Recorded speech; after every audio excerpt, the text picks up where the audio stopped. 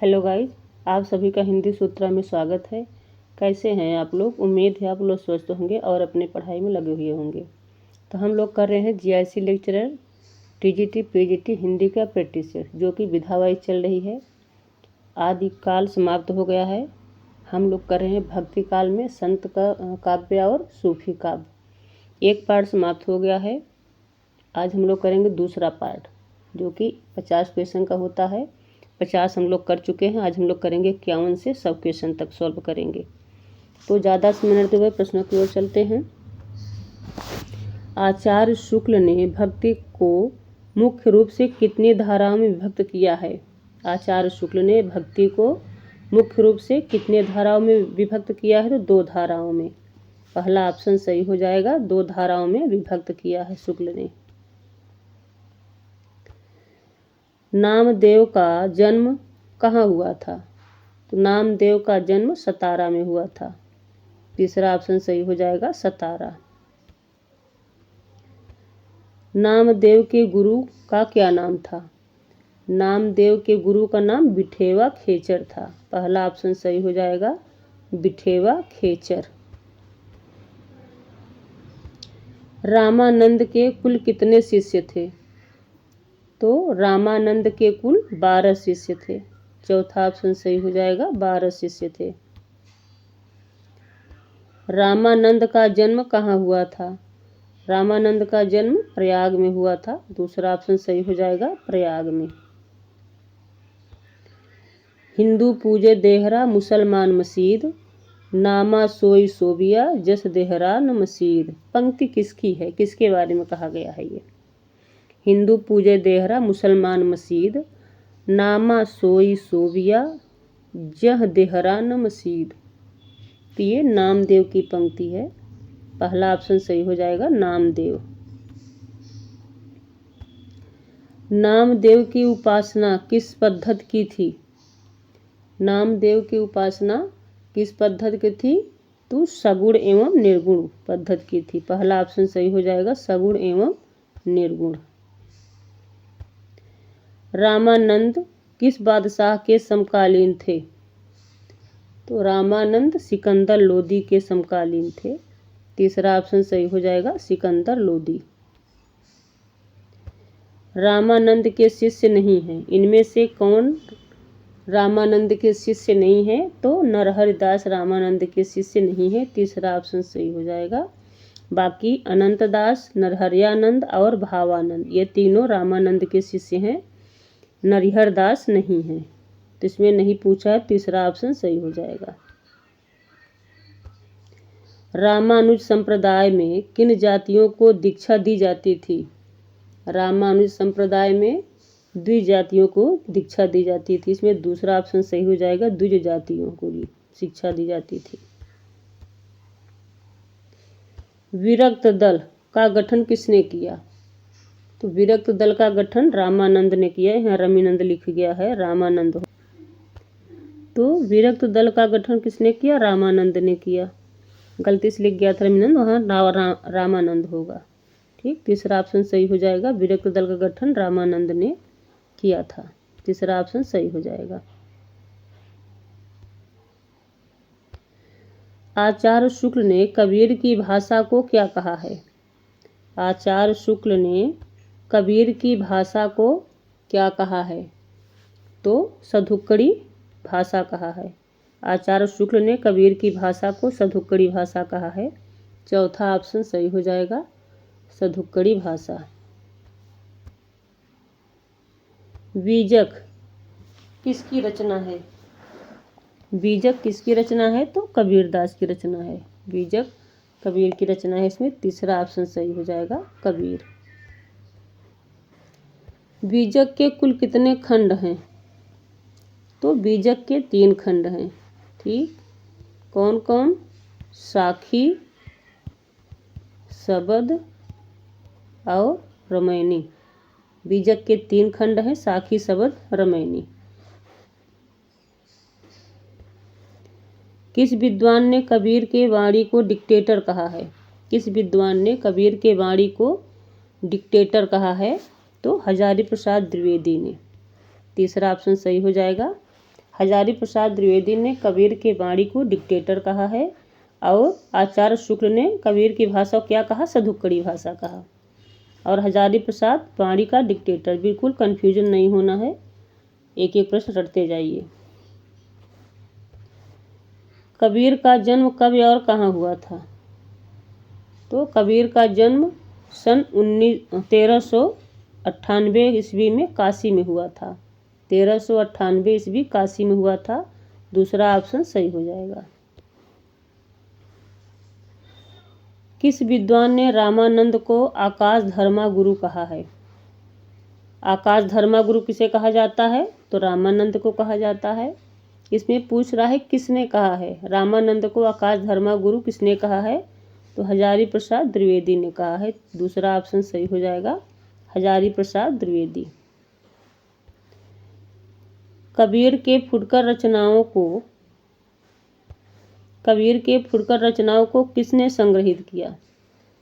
कबीर के फुटकर रचनाओं को किसने संग्रहित किया? तो धर्मदास ने। दूसरा ऑप्शन सही हो जाएगा, धर्मदास ने कबीर के फुटकर रचनाओं को संग्रहित किया। दूसरा ऑप्शन सही हो जाएगा। जात पात पूछे नहीं कोई, हरि का भजे सो हरि का होय। पंक्ति किसकी है ये? जात पात पूछे नहीं कोई, हरि को भजे सो हरि का होय, ये रामानंद की पंक्ति है।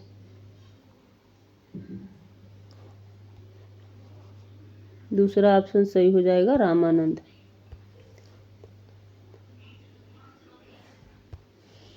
योग चिंतामणि, राम रक्षा स्तोत्र, श्री रामार्चन पद्धति के रचनाकार हैं। योग चिंतामणि, राम रक्षा स्तोत्र, श्री रामार्चन पद्धति के रचनाकार कौन है? रामानंद हैं। चौथा ऑप्शन सही हो जाएगा, रामानंद। साखी किस छंद में लिखा गया है? तो साखी दोहा छंद में लिखा गया है। दूसरा ऑप्शन सही हो जाएगा, दोहा छंद। उग्र गीता, अनुराग सागर किस संत कवि की रचना है? उग्र गीता और अनुराग सागर किस संत कवि की रचना है? तो कबीरदास की रचनाएं हैं ये। पहला ऑप्शन सही हो जाएगा, उग्र गीता और अनुराग सागर भी कबीर की रचना है। आरत कीजे हनुमान लला की पंक्ति है, किसकी पंक्ति है ये? तो रामानंद की है। पहला ऑप्शन सही हो जाएगा, रामानंद की पंक्ति है। रविदास या रैदास का जन्म कहाँ हुआ? पूछा जाता है कि रैदास किसे कहा जाता है? तो रैदास का अन्य क्या नाम है? तो रविदास भी है। ठीक, रैदास को रविदास भी कहा जाता है। इनका जन्म कहाँ हुआ था? तो काशी में हुआ था। तीसरा ऑप्शन सही हो जाएगा, काशी में। गुरु ग्रंथ साहिब में रैदास के कितने पद संग्रहित हैं? गुरु ग्रंथ साहिब में रैदास के 40 पद संग्रहित हैं। दूसरा ऑप्शन सही हो जाएगा, 40 पद। नानक देव का जन्म कब हुआ था? नानक देव का जन्म 1469 ईस्वी में हुआ था। दूसरा ऑप्शन सही हो जाएगा, 1469 ईस्वी। अब कैसे छूटे राम नाम रट लागी, प्रभु जी तुम चंदन हम पानी, जाकी अंग अंग वास समानी। पंक्ति किसकी है ये? किसकी पंक्ति है ये? अब कैसे छूटे राम नाम रट लागी, प्रभु जी तुम चंदन हम पानी, जाकी वास अंग अंग समानी। ये रविदास की है। ठीक, रविदास की पंक्ति है। दूसरा ऑप्शन सही हो जाएगा। नसीहतनामा किस भाषा में लिखा गया है? तो नसीहतनामा हिंदी खड़ी बोली में लिखा गया है। दूसरा ऑप्शन सही हो जाएगा, हिंदी खड़ी बोली। नानक की रचना इनमें से नहीं है। कौन सी नानक की रचना इनमें से नहीं है? नानक की रचना इनमें से कौन सी नहीं है? तो सुखमनी। सुखमनी नानक की रचना नहीं है। पहला ऑप्शन सही हो जाएगा। बाकी रहिरास, सोहिला और जपुजी ये तीनों नानक की रचनाएं हैं और सुखमनी नहीं है। इसमें पहला ऑप्शन सही हो जाएगा। दादू का जन्म कहाँ हुआ था? तो दादू का जन्म अहमदाबाद में हुआ था। पहला ऑप्शन सही हो जाएगा, अहमदाबाद। अंगवधू किसकी रचना है? तो अंगवधू दादू दयाल की रचना है। पहला ऑप्शन सही हो जाएगा, दादू दयाल।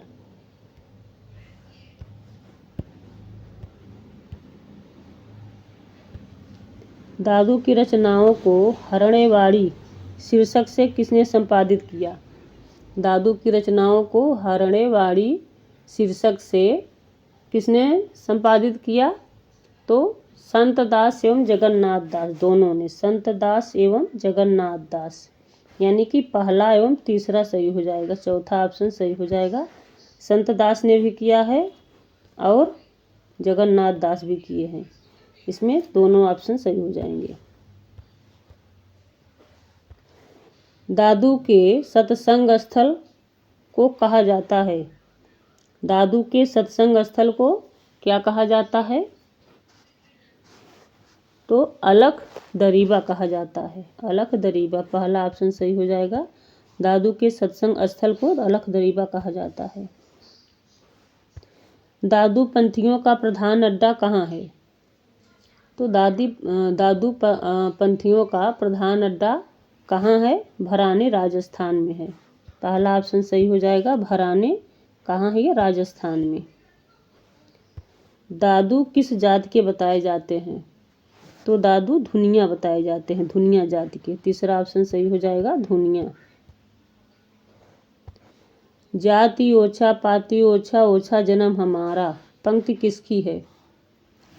तो ये रैदास की पंक्ति है। दूसरा ऑप्शन सही हो जाएगा, रैदास। नामदेव किस जाति के थे? नामदेव दर्जी जाति के थे। चौथा ऑप्शन सही हो जाएगा, दर्जी। अब होते तब तू नहीं, अब तू है मैं नाही, अतल अगम जैसे लहरी, मई उदधि जल केवल जल माही। क्या है? अब होते तब तू नहीं, अब तू है मैं नाही, अतल अगम जैसे लहरी, मई उदधि जल केवल जल माही। पंक्ति किसकी है? ये रैदास की है। तीसरा ऑप्शन सही हो जाएगा, रैदास।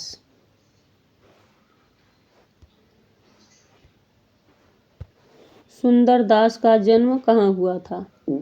तो सुंदरदास का जन्म धौंसा में हुआ था। चौथा ऑप्शन सही हो जाएगा, धौंसा। श्रृंगार रस के परम विरोधी संत कौन थे? श्रृंगार रस के परम विरोधी निर्णय संत कौन से थे? तो सुंदरदास। तीसरा ऑप्शन सही हो जाएगा, सुंदरदास श्रृंगार रस के परम विरोधी संत कवि थे।